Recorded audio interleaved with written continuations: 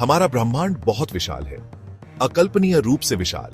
जब हम रात के आकाश को देखते हैं तो हमें तारे, ग्रह और आकाशगंगा की हल्की सी चमक दिखाई देती है। लेकिन इन परिचित चीजों से परे क्या है? आकाशगंगाओं के बीच की जगह में क्या है? इसका जवाब खाली जगह नहीं, बल्कि रहस्य और आश्चर्य से भरा एक क्षेत्र है। यह एक ऐसा क्षेत्र है जिसमें ब्रह्मांड की प्रकृति के बारे में सुराग हैं। आकाशगंगाएं एक विशाल ब्रह्मांडीय सागर में टापुओं की तरह हैं। ये तारों, गैस, धूल और ग्रहों का विशाल संग्रह है, जो सभी गुरुत्वाकर्षण द्वारा एक साथ बंधे हैं। हमारी अपनी आकाशगंगा मिल्की वे देखे जा सकने वाले ब्रह्मांड में अरबों आकाशगंगाओं में से एक है। ये आकाशगंगाएं पूरे अंतरिक्ष में समान रूप से वितरित नहीं है। वे समूहों और झुंडों में एक साथ जमा होते हैं, जो खाली जगह के विशाल क्षेत्रों द्वारा अलग होते हैं। इन क्षेत्रों को अंतरागैलेक्टिक शून्य के रूप में जाना जाता है और ये ब्रह्मांड के अधिकांश आयतन को बनाते हैं। आकाशगंगाओं के बीच की जगह पूरी तरह से खाली नहीं है। इसमें बिग बैंग से बचे हुए परमाणुओं, मुख्य रूप से हाइड्रोजन और हीलियम की एक विरल आबादी है। यह अंतरागैलेक्टिक माध्यम अविश्वसनीय रूप से पतला है, जिसका औसत घनत्व एक परमाणु प्रति घन मीटर से भी कम है। अपने कम घनत्व के बावजूद अंतरागैलेक्टिक माध्यम आकाशगंगाओं के विकास में एक महत्वपूर्ण भूमिका निभाता है। यह तारा निर्माण के लिए ईंधन प्रदान कर सकता है और यह आकाशगंगाओं से उनकी गैस और धूल को भी छीन सकता है, जिससे आगे तारा निर्माण रुक सकता है। हालांकि हम इसे सीधे नहीं देख सकते हैं, हम जानते हैं कि अंतरागैलेक्टिक माध्यम मौजूद है क्योंकि इसके प्रकाश पर प्रभाव पड़ता है जो इससे होकर गुजरता है। जैसे ही दूर की आकाशगंगाओं से प्रकाश पृथ्वी तक जाता है, यह अंतरागैलेक्टिक माध्यम से होकर गुजरता है। यह अंतःक्रिया प्रकाश को अवशोषित या बिखरने का कारण बन सकती है, जो आकाशगंगा को देखने के हमारे तरीके को प्रभावित करती है। इन प्रभावों का अध्ययन करके खगोलविद अंतरागैलेक्टिक माध्यम की संरचना और घनत्व के बारे में जान सकते हैं। भाग 5, ब्रह्मांड के अदृश्य शिल्पी। अंतरागैलेक्टिक शून्य न केवल परमाणुओं की एक विरल आबादी का घर है, बल्कि यह भी माना जाता है कि यह डार्क मैटर और डार्क एनर्जी से व्याप्त है। डार्क मैटर एक रहस्यमय पदार्थ है जो प्रकाश के साथ संपर्क नहीं करता है, लेकिन इसके गुरुत्वाकर्षण प्रभाव आकाशगंगाओं और आकाशगंगाओं के समूहों की गति में स्पष्ट है। डार्क एनर्जी एक और भी अधिक रहस्यमय बल है, जिसे ब्रह्मांड के त्वरित विस्तार के लिए जिम्मेदार माना जाता है।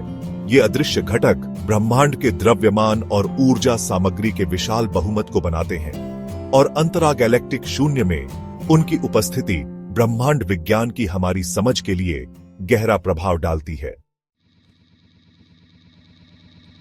भाग 6, फैलते ब्रह्मांड का रहस्य। 20वीं सदी की सबसे आश्चर्यजनक खोजों में से एक यह थी कि ब्रह्मांड का विस्तार हो रहा है। इसका मतलब है कि आकाशगंगाओं के बीच की जगह समय के साथ बढ़ रही है। माना जाता है कि ब्रह्मांड का विस्तार डार्क एनर्जी द्वारा संचालित होता है, जो एक प्रतिकारक बल की तरह काम करता है, आकाशगंगाओं को अलग करता है।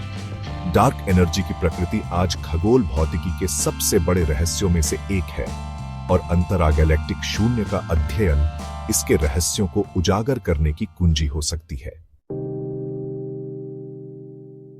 भाग 7, शून्य में उत्तर ढूंढना। अंतरागैलेक्टिक शून्य की विशालता इसे अध्ययन के लिए एक चुनौतीपूर्ण वातावरण बनाती है।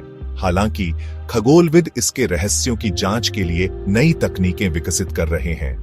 एक आशाजनक तरीका फास्ट रेडियो फटने या एफआरबी का उपयोग करना है, जो रेडियो तरंगों के संक्षिप्त तीव्र स्पंदन है जो दूर की आकाशगंगाओं से उत्पन्न होते हैं। जैसे ही एफआरबी अंतरागैलेक्टिक माध्यम से यात्रा करते हैं, वे इसके गुणों से प्रभावित होते हैं और खगोलविद इन प्रभावों का उपयोग शून्य की संरचना, घनत्व और चुंबकीय क्षेत्र के बारे में जानने के लिए कर सकते हैं।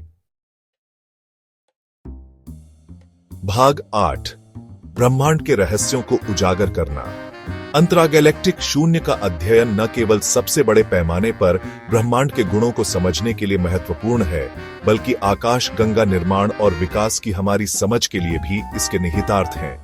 अंतरागैलेक्टिक माध्यम वह कच्चा माल प्रदान करता है जिससे आकाशगंगाएं बनती हैं और यह आकाशगंगाओं के एक दूसरे के साथ बातचीत करने के तरीके को भी प्रभावित कर सकता है। आकाशगंगाओं और अंतरागैलेक्टिक शून्य के बीच परस्पर क्रिया का अध्ययन करके खगोलविदों को इस बात की अधिक संपूर्ण तस्वीर प्राप्त करने की उम्मीद है कि ब्रह्मांडीय समय के साथ आकाशगंगाएं कैसे बनती हैं, विकसित होती हैं और एक साथ समूह बनाती हैं।